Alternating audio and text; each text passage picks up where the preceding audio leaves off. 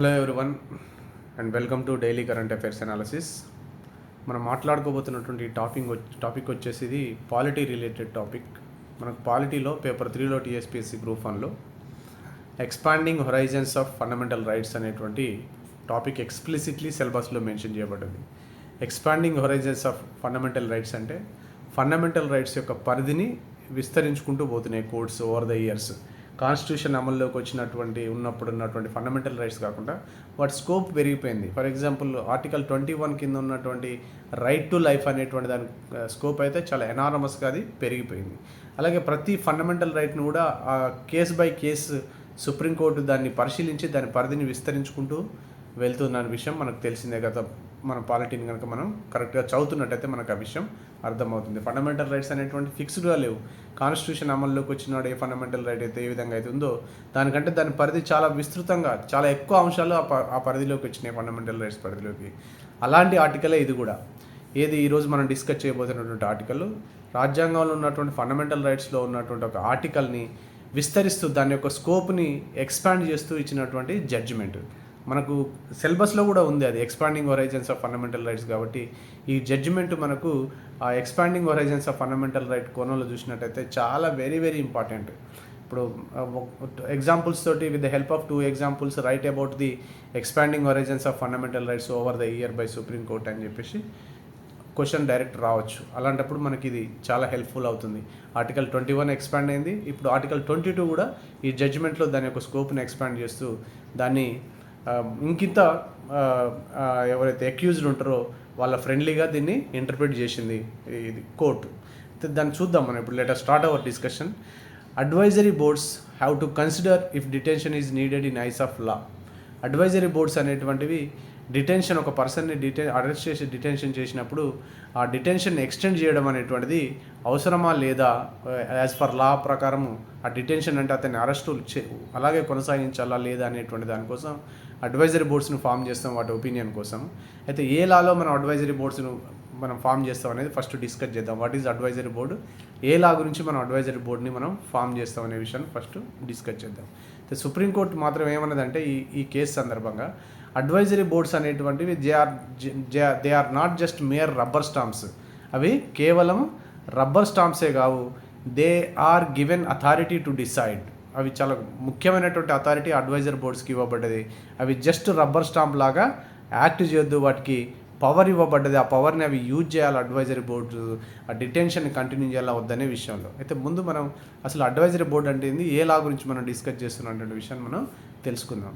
ఒక పర్సన్ ఇది తెలంగాణకు రిలేటెడ్గా ఉన్నటువంటి కేసే. Telangana prevention of dangerous activity act 1986 కింద ఒక తెలంగాణ పర్సన్ అరెస్ట్ చేయబడ్డాడు. ఎందుకు అరెస్ట్ చేయబడ్డాడంటే ఈ was a kind of person, అతను మహిళల మెడల నుంచి ఈ వాజ్ స్నాచింగ్ అవే ద మంగళసూత్రాస్ అని చెప్పేసి పోలీసులు అంటారు, అక్యూజ్ చేస్తారు.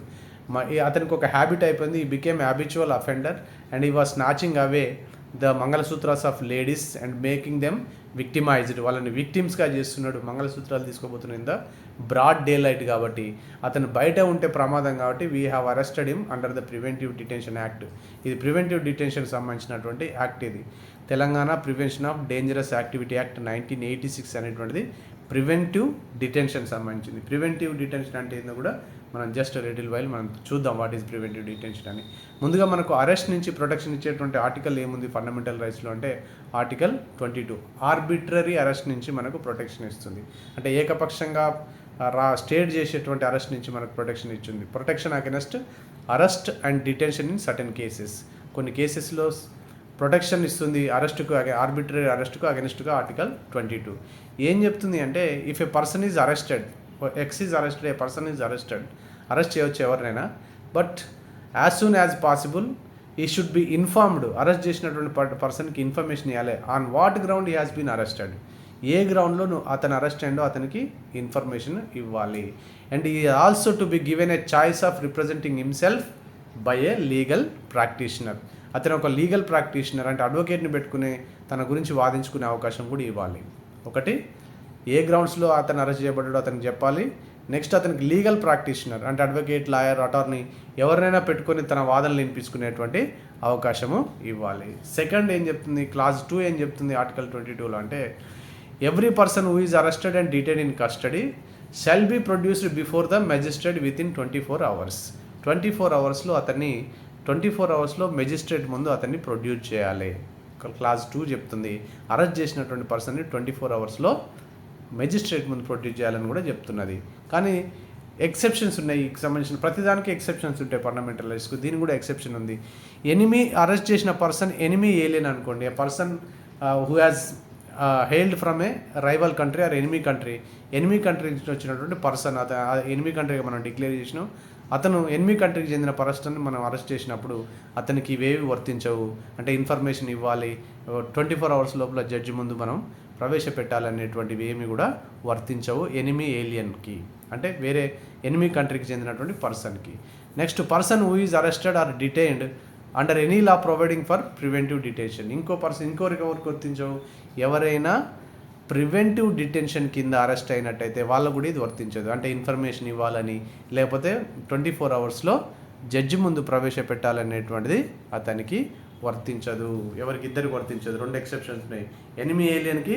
Next, person who is arrested or detain under the preventive detention law. Preventive detention law ప్రకారం కనుక అరెస్ట్ అయితే అతనికి 2 పైన క్లాస్ 1 క్లాస్ 2 అది అప్లై కావు. ఆ తర్వాత ప్రివెంటివ్ డిటెన్షన్ మ్యాక్సిమం 3 months ఉండాలి. Police have arrested A person and detained him in there కస్టడీలో అతన్ని డిటైన్ చేసిరు, లోపల వేసి పెట్టేసారు. కానీ మ్యాక్సిమం పీరియడ్ ఎంతవరకు ఉండాలి? 3 months వరకే ఉండాలి. అన్లెస్ ఒకవేళ 3 months కంటే బిహైండ్ ఉండాలంటే, 3 months కంటే ఎక్కువ ఉండాలంటే ఒక కండిషన్ ఉంది. అడ్వైజరీ బోర్డు అనేటువంటిది ఒకటి ఫామ్ చేయబడుతుంది ఈ చట్ట ప్రకారం.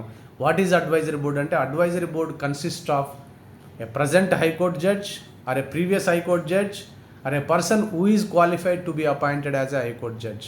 ముగ్గురు, అంటే గతంలో హైకోర్టు జడ్జిగా పనిచేసిన ఆయన, ప్రజెంట్గా హైకోర్టు జడ్జిగా పనిచేస్తున్నానైనా, లేకపోతే హైకోర్టు జడ్జిగా అపాయింట్ చేయడానికి క్వాలిఫికేషన్స్ ఉన్నతనైనా. అంటే ఈయన అపాయింట్ కాలేదు కానీ చేయడానికి అవసరమైనటువంటి క్వాలిఫికేషన్స్ ఉన్నాయని ఈ 3 types ఉంటారు. దీంట్లో ఎవరినైనా పెట్టవచ్చు. అడ్వైజర్ బోర్డు ఫామ్ చేసేది వీళ్ళతోటి, అవునా? ఏ person who was worked as a high court judge and who is working as a high court judge or a person who is qualified to be appointed as high court judge. ఈ 3 క్వాలిఫికేషన్లో ఏది ఉన్నా కానీ ఆ పర్సన్స్ని మనం advisory బోర్డుకు చెప్పొచ్చు. Advisory board form చేయొచ్చు వాళ్ళతోటి. ఈ అడ్వైజరీ బోర్డు ఏం చెప్తుంది? Before expiration of the 3 months మనం జైల్లో పెట్టవచ్చు అని చెప్పినాం కదా. అడ్వైజరీ బోర్డు లేకుండా 3 months పెట్టవచ్చు. Before the expiration of 3 months expire కాకముందుకే ఈ అడ్వైజరీ బోర్డు కనుక ఒక రిపోర్ట్ ఇస్తే, అవునా, ఏం report? Yes, this person to be detained more than 3 months, sufficient cause ఉన్నది అతను డిటైన్ చేయడానికి, అతను డిటైన్ చేయొచ్చు మోర్ దాన్ 3 months కూడా అని చెప్పేసి అడ్వైజరీ బోర్డు రిటర్న్ రిపోర్ట్ ఇచ్చినప్పుడు బియాండ్ 3 months కూడా అతన్ని డిటెన్షన్లో పెట్టవచ్చు. అతన్ని డిటెన్షన్లో అరెస్ట్ చేసి అతన్ని కస్టడీలో ఉంచుకోవచ్చు బియాండ్ 3 months తర్వాత కూడా. ఇఫ్ అడ్వైజరీ బోర్డు ఒపీనియన్ కనుక అలాగుంటే, if it is writes its report and it believes that this person is qualified to be in the custody అని చెప్పేసి కనుక అడ్వైజరీ బోర్డు అంటే అతను 3 months పైన కూడా అతన్ని పెట్టవచ్చు. అయితే ఈ కోర్టుకు దీనికి సంబంధించినటువంటి పూర్వాపరాలు చూస్తే, ఈ పర్సన్ అనేటువంటి ప్రివెంటివ్ డిటెన్షన్ కింద మనకు డిటెన్షన్ 2 రకాలు. ఒకటి ప్రివెంటివ్ డిటెన్షన్, రెండోది punitive detention. Preventive, punitive 2. Preventive detention అంటే in anticipation of crime, that ఒక పర్సన్కి ఒక నేర చరిత్ర ఉన్నది, హీ హాజ్ క్రిమినల్ యాంటీసిడెంట్స్ ఉన్నాయి, లేకపోతే నేర చరిత్ర ఉంది. ఎలక్షన్స్ వస్తున్నాయి, ఎలక్షన్స్ వచ్చినప్పుడు for fair and transparent conduct of ఎలక్షన్స్కి ఒక పర్సన్ కనుక ఇబ్బందికరంగా ఉండే అవకాశం ఉంది. Because he has previous history అనుకో, అతని పోలీసులు అరెస్ట్ చేయవచ్చు. అంటే క్రైమ్ కాకముందుకే అరెస్ట్ చేసేదాన్ని మనం ప్రివెంటివ్ డిటెన్షన్ అంటాం. క్రైమ్ కమిట్ అయిన తర్వాత, క్రైమ్ చేసిన తర్వాత అరెస్ట్ చేస్తే మనం దాన్ని పునిటివ్ డిటెన్షన్ అంటాం. పునిటివ్ డిటెన్షన్ అంటే ఆల్రెడీ క్రైమ్ కమిటెడ్ అయినాక చేస్తే మనం పునిటివ్ డిటెన్షన్ అంటాం. క్రైమ్ కమిట్ కాకముందుకే ఇన్ యాంటిసిపేషన్ ఆఫ్ క్రైమ్, అతను క్రైమ్ చేసే అవకాశం ఉందని చెప్పినప్పుడు కూడా అరెస్ట్ చేసే అవకాశం ఇస్తుంది ప్రివెంటివ్ డిటెన్షన్ యాక్టివిటీస్ అనేటువంటిది.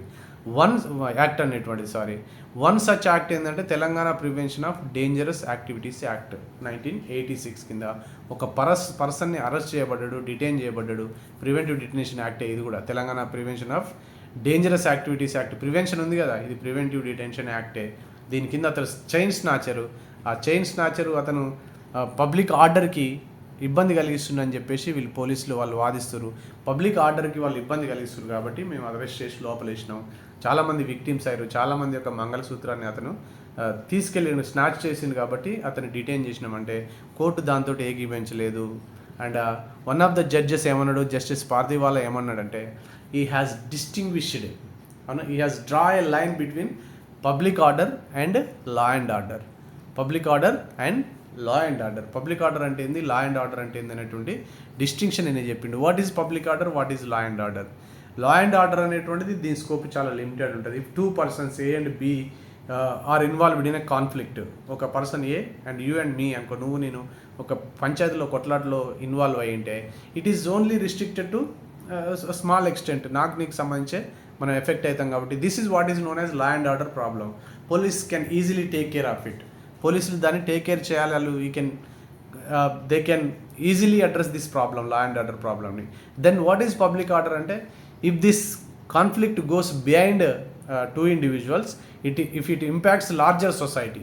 ఆ లార్జర్ సొసైటీ ఒక విలేజ్ కావచ్చు, ఒక టౌన్ కావచ్చు, ఒక డిస్ట్రిక్ట్ కావచ్చు, ఒక స్టేట్ కావచ్చు, ఈవెన్ ఏ కంట్రీ కావచ్చు.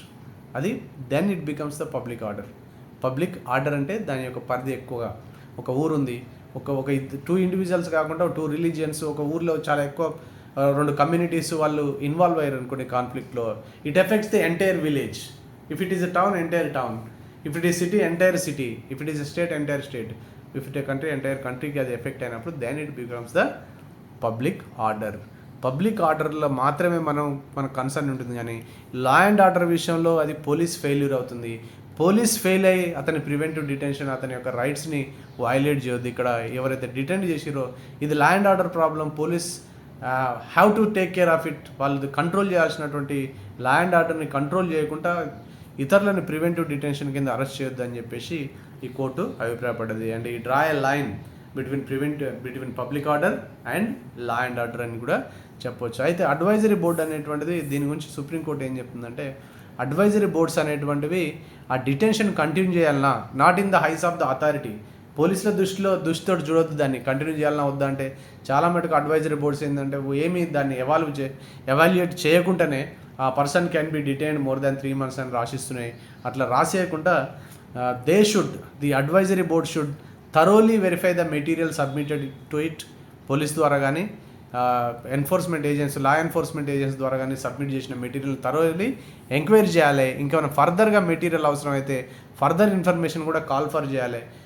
Bring this material and that material అని చెప్పేసి పోలీస్ని ఆర్డర్ చేయాలి. Even the advisory board should hear the detenu. ఎవడైతే అరెస్ట్ చేయబడ్డాడో అతని బాధ కూడా అది వినాలి, అతని యొక్క వాదన కూడా వినాలి. Then a report to be submitted should be submitted by the advisory board whether the detention has to be prolonged or the detention to be stopped.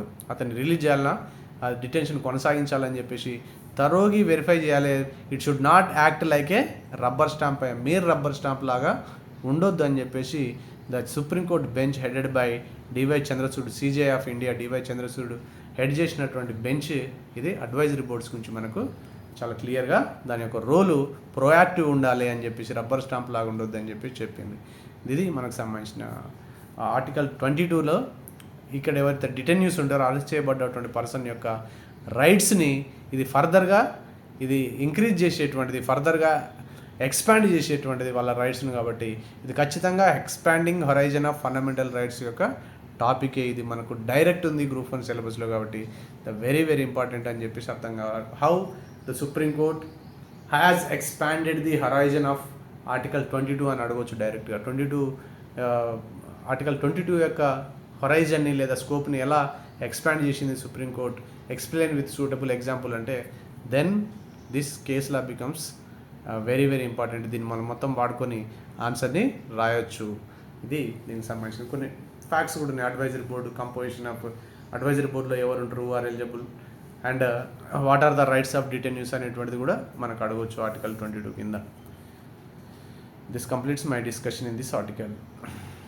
Moving on to the next topic. ఈ topic వచ్చేసి మనకు TSPSC, APPSC group 1 prelims, అదేవిధంగా TSPSC, APPSC group 2 general స్టడీస్కి ఉపయోగపడుతుంది. Current అఫైర్స్లో భాగంగా దీన్ని అర్థం చేసుకోవాలి. Yes, measuring internet freedom in India in the last 10 years. Last 10 yearsలో మన దేశంలో ఇంటర్నెట్ ఫ్రీడమ్ ఎలా ఉందని చెప్పేసి ఈ ఆర్టికల్ డిస్కస్ చేస్తుంది. ఇంటర్నెట్ ఫ్రీడమ్ విషయంలోకి వచ్చేస్తే మన దేశం అనేటువంటిది it is continuously in the top position for the last 5 consecutive years. Last 5 consecutive వరుస 5 సంవత్సరాలుగా మనమే టాప్లో ఉన్నాం ఇంటర్నెట్ షట్ డౌన్స్లో. From 2016 to 22 60% of global internet shut downs మనయే. అంటే ప్రతి 100 ఇంటర్నెట్ షట్ డౌన్స్లో 60 వచ్చేసి మనయే ఉన్నాయి. 60% అంటే it is a staggering figure అన్నట్టు. ఎక్కువ ఇంటర్నెట్ షట్ డౌన్స్ మన దగ్గరే ఉన్నాయని అర్థం చేసుకోవాలి. ఇంటర్నెట్ షట్ డౌన్స్ మనకు రీసెంట్ టైంలో మనం ఎక్కువ చూసింది సిఏఏ యాక్ట్ విషయంలో చూసిన, సిటిజన్షిప్ అమెండ్మెంట్ యాక్ట్ విషయంలో, నెక్స్ట్ అబ్రగేషన్ ఆఫ్ ఆర్టికల్ 370 జేఎండ్కేలో అబ్రగేట్ చేసేసిన, నెక్స్ట్ ఫామ్ బిల్స్ విషయంలో, ఫామ్ బిల్స్ ప్రొటెస్ట్ సందర్భంలో కూడా ఇంటర్నెట్ని షట్ డౌన్ చేసినటువంటి సందర్భం ఉంది. ఇక్కడ అంటే రకరకాల చాలా ఎక్కువ సందర్భాలు ఇవి ఇంపార్టెంట్ విషయాలు మనకు త్రూఅవుట్ ఇండియా ఇంపాక్ట్ ఉన్న విషయాల గురించి మనం చెప్తున్నాం. ఇక్కడ ఇంటర్నెట్ షట్ డౌన్ చేసినప్పుడు మరి ఇంటర్నెట్ షట్ డౌన్ చేయడం అనేటువంటిది గవర్నమెంట్ ఆర్బిట్రేట్ షట్ డౌన్ చేయొచ్చా అనేటువంటి విషయాన్ని కూడా మనం ఈ ఆర్టికల్లో డిస్కస్ చేస్తున్నాం. జేఎండ్కేలో ఇంటర్నెట్ షట్ డౌన్ చేసినప్పుడు J and K journalist Anuradha Bhasin she has approached the సుప్రీంకోర్టును అప్రోచ్ అయింది. And because I am a journalist and I need to send my articles and my columns to Delhi or somewhere, ఏదైతే ఎక్కడైతే మన న్యూస్ ఏజెన్సీ ఉందో అక్కడ పంపాలి. Internet shut down అనేటువంటిది అది నన్ను నా ట్రేడ్ అండ్ బిజినెస్ని అది అడ్డుకుంటుందని చెప్పేసి she has approach the court ఏం చెప్పింది. ఇంకొకటి ఇంటర్నెట్ అనేటువంటిది today not only for just entertainment కోసమో, జస్ట్ ఫ్రీడమ్ ఆఫ్ స్పీచ్ కోసమో కాదు. కోర్ట్ ఏమంది, freedom of speech and expression violate అవుతుందండి. Not only freedom of speech and violation, now total e-commerce is depend upon internet. ఈ-కామర్స్లో business చేసే వాళ్ళకి, ఆ వస్తువులు పర్చేజ్ చేసే వాళ్ళకి ఇంటర్నెట్ అవసరం. అలాగే ఆన్లైన్ ఎడ్యుకేషన్ కోసం now online education has become more accessible and affordable also. ఆ ఎఫర్డబిలిటీ, యాక్సెసబిలిటీ కూడా ఇంటర్నెటే రీజన్. మరి అలా ఇంటర్నెట్ షట్ డౌన్ చేయొద్దని చెప్పేసి Anuradha basin versus union of India కేసులో సుప్రీంకోర్టు ఏం చెప్తుంది, ఈ బ్లాంకెట్గా ఇంటర్నెట్ని బ్యాన్ చేయడం అనేటువంటిది ఇట్ ఈస్ అన్కాన్స్టిట్యూషనల్ అని చెప్తుంది. ఇంటర్నెట్ని ఏ రకంగా బ్యాన్ చేయొచ్చు అంటే ఫస్ట్ మనం టోటల్ బ్లాంకెట్ బ్యాన్ చేయొచ్చు. బ్లాంకెట్ బ్యాన్ అంటే ఆ టోటల్ స్టేట్ మొత్తం టోటల్ ఇంటర్నెట్ రాకుండా బ్యాన్ చేసేదాన్ని మనం బ్లాంకెట్ బ్యాన్ అనొచ్చు. Blocking public access to website or apps, ఆ website apps certain website apps ఎవరైతే నిర్వహిస్తుండ్రో వాళ్ళకు వార్న్ చేసేసి central government to stop or to lock your website for certain period until further instructions, మీరు stop చేయండి, మీ వెబ్సైట్కు యాక్సెస్ ఇవ్వద్దు, స్టాప్ చేయని ఆర్డర్ ఇవ్వచ్చు. Ministry of electronics and information technology act, దీంట్లో ఐటీ యాక్ట్ 69A కింద, సెక్షన్ 69A కింద ఈ ఆర్డర్ ఇవ్వచ్చు కంపెనీస్కి కానీ లేదా పోర్టల్ ఎవరైతే నిర్వహిస్తారో వాళ్ళకి కానీ. Central government can order to closure or freezing of the website for certain period of time. ఏదైతే సెంట్రల్ గవర్నమెంట్ ఏ పీరియడ్ ఆఫ్ టైం వరకు అయితే దాన్ని క్లోజ్ చేయమని చెప్తుందో అంతవరకు క్లోజ్ చేయాల్సి ఉంటుంది అండర్ ఆర్టికల్ 69 క్లాజ్ ఏ ప్రకారం. ఇది ఐటీ యాక్ట్కు సంబంధించింది. IT act 66A 69A both are very important మనకు కాంపిటేటివ్ ఎగ్జామ్స్లో. ఇంతకుముందుకు 66 గురించి మనకు ఒక ఎగ్జామ్లో క్వశ్చన్ కూడా రావడం జరిగింది. ఐటీ యాక్ట్ 69 ఏం చెప్తుంది అంటే blocking of public access to websites and apps. ఒక కంపెనీ యాప్ అది గవర్నమెంట్ దృష్టిలో it is creating disturbances to public safety and it is creating emergency situation అన్నప్పుడు government can order for the freezing or temporary closure of the website under IT act section 69A. Next reduction of internet స్పీడ్ని కూడా reduce చేయమని order చేయొచ్చు government IT act కింద. అంటే for example 5G 4G 3G కాకుండా 2G speed ఇంటర్నెట్ని provide చేయమని చెప్పేసి కూడా ఇంటర్నెట్ సర్వీస్ ప్రొవైడర్స్ని ఆర్డర్ చేయొచ్చు ఐటీ యాక్ట్ ప్రకారం. ఎస్, అయితే ఇక్కడ సుప్రీంకోర్టు అనురాధ బాసిన్ కేసు విషయంలో తన ఒపీనియన్ ఏం చెప్పింది, ఇది against to freedom of speech and expression అనేది అండ్ ఇండెఫినెట్ షట్ డౌన్స్ అనేటువంటిది అన్కాన్స్టిట్యూషనల్ అనేది. ఎందుకు అన్కాన్స్టిట్యూషనల్ అంటే it is restricting the freedom of the individuals. Next ప్రపోర్షనాలిటీని మెయింటైన్ చేయాలి. ఏదైనా బ్యాన్ చేస్తున్నప్పుడు ప్రపోర్షనాలిటీని మెయింటైన్ చేయాలి. What is the proportionality? Doctrine of proportionality అంటే ఫర్ ఎగ్జాంపుల్ ఒక చిన్న ఊర్లో, ఒక చిన్న గ్రామంలో, చిన్న వీధిలో గొడవలు జరుగుతున్నప్పుడు ఆ డిస్ట్రిక్ట్ మొత్తం లేదా స్టేట్ మొత్తం ఇంటర్నెట్ బ్యాన్ చేయడం అనేది it is not a proportional act. అది జరుగుతున్న దానికి చేసిన దానికి సంబంధం లేకుండా ప్రపోర్షనల్గా ఉండకుండా ఈ డిస్ప్రపోర్షనల్గా ఉన్నట్టుగా చెప్పాలి. అంటే ప్రపోర్షనల్ అంటే మొత్తం ఆ గొడవ అంతా కూడా స్ప్రెడ్ అయ్యే అవకాశం ఉంది, అది ఆ ఊరు మొత్తం అయ్యే ఉంది, లేదా ప్రాంతం అంతా స్ప్రెడ్ అయ్యేటువంటి అవకాశం ఉన్నప్పుడు మాత్రమే టోటల్ బ్యాన్ అనేటువంటిది, ఇంటర్నెట్ షట్ డౌన్ అనేటువంటిది చేయాలి. కవరింగ్ ద ఎంటైర్ స్టేట్లో ఎక్కడో ఒక చోట జరిగిందని చెప్పేసి ఎంటైర్ స్టేట్లో బ్యాన్ చేయడం కరెక్ట్ కాదు, లేదా ఎంటైర్ కంట్రీలో బ్యాన్ చేయడము అది అన్కాన్స్టిట్యూషనల్ అని చెప్పేసి సుప్రీంకోర్టు చెప్పింది. అండ్ రీజన్స్ కూడా సప్లై చేయాలి. When you are banning internet, government ఇంటర్నెట్ని బ్యాన్ చేస్తున్నప్పుడు it also should supply the reasons. ఈ రీజన్స్ కింద దాని పబ్లిక్ డొమైన్లకు ఇవ్వాలి రీజన్స్. ఆ బ్యానింగ్ ఆర్డర్ అయితే ఏదైతే ఉందో దీనికోసం బ్యాన్ చేస్తున్నాం, ఇంత అల్లర్లు జరిగే అవకాశం ఉంది, దిస్ ఈజ్ ద సిచ్యువేషన్ అని చెప్పేసి మొత్తం ఆర్డర్ని మొత్తం కూడా పబ్లిక్లో పెట్టమని కూడా సుప్రీంకోర్టు చెప్పింది. Blanket ban, indefinite shut downs అనేటువంటివి దే ఆర్ అన్కాన్స్టిట్యూషనల్, ఎందుకంటే they are violative of freedom of speech and ఎక్స్ప్రెషన్కి వయలేటివ్. అలాగే ట్రేడ్ అండ్ కామర్స్ కూడా చేసుకోకుండా ఉంటుంది కాబట్టి ఇండిఫినెట్ షట్ డౌన్ చేయడం అనేది ఖచ్చితంగా వయలేషన్ ఆఫ్ ఫండమెంటల్ రైట్స్ కిందకి వస్తుందని చెప్పేసి సుప్రీంకోర్టు చెప్పడం జరిగింది. Moving on to the next topic.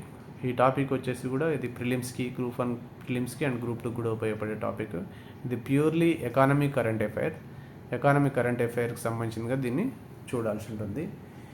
దీంట్లో core industries index of core sector output growth spurs to 6.7% in February. అంటే కోర్ సెక్టార్ అనేటువంటిది ఏందనే కాన్సెప్ట్ని మనం అర్థం చేసుకోవాలి. What is core sector? ఇండస్ట్రీస్లో కొన్ని కోర్ ఇండస్ట్రీస్గా ఐడెంటిఫై చేయడం జరిగింది. వాటి యొక్క గ్రోత్ని మెజర్ చేయడానికి ప్రిపేర్ చేసిందే ఇండెక్స్ ఆఫ్ 8 కోర్ ఇండస్ట్రీస్. ఆ 8 కోర్ ఇండస్ట్రీస్ వచ్చేసి cement, coal, crude oil, electricity, fertilizers, natural gas, petroleum refinery products, next వచ్చేసి స్టీల్ అండ్ స్టీల్ ప్రొడక్షన్. ఇవి కోర్ ఇండస్ట్రీస్, అంటే చాలా వెరీ వెరీ ఇంపార్టెంట్ ఇండస్ట్రీస్ అని పెట్టుకోవాలి. ఇవి ఖచ్చితంగా ఒక్కొక్క దాని వెయిటేజ్ కూడా మనం గుర్తుంచుకోవాలి. అసెండింగ్ ఆర్డర్లో, డిసెండింగ్ ఆర్డర్లో వెయిటేజ్ అడిగే అవకాశం కూడా ఉంటుంది. మొట్టమొదటి అయితే కోర్ ఇండస్ట్రీస్లో ఉన్నటువంటి ఆ 8 ఇండస్ట్రీస్ ఏదో గుర్తుపెట్టుకోవాలి. ఇది చాలా సందర్భాల్లో ఎగ్జామ్లో అడిగినటువంటి question. What are the core industries, లేదా which of the following is not a part of core industry కూడా అడగవచ్చు. కోర్ ఇండస్ట్రీలో ఏమున్నాయి? CCC ఉంది, cement, coal, crude oil, electricity ఉంది, fertilizers, natural gas, petroleum, steel. ఇవి 8 కోర్ ఇండస్ట్రీస్.